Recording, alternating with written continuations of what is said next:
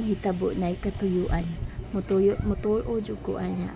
Kay una wala pa nimo nasabtan ang tanan diba. Nganong niagi man na nimo, nganong nahitabo man na. So tungod kay nasakitan ka atong panahon na. Unya sa diha nga nasabtan nimo ang panahon nga ni ana di ay mo nga i-accept na lang nimo kay wala namang kay mahimo kung dili nimo makontrol.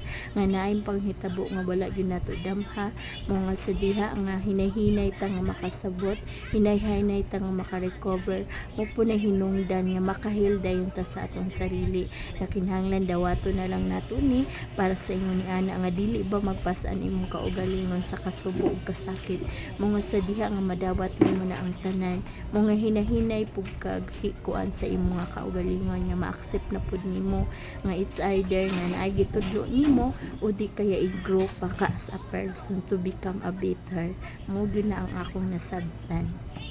Og sa dili pa nato siya humnon, mo nga i-try ra gyud ti akong coffee. Kani bitang coffee nako mga ma'am, kani coffee kay kahabalo ka nga kanagkaedad na ta, bawal na ta ng mga nay acidic.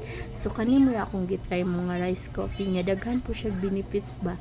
So lantawan ninyo ni ana siya kadaghan mo na kung kulang kag energy, so gamitan nimo ani energy booster niya na po siya vitamin C. Mo siya nakatabang pud ni siya lalo na kung stress ka or dili ka katulog mo kanina lang gamita. Diha lang sa comment section ha. Kung gusto ra jud nimo. Okay?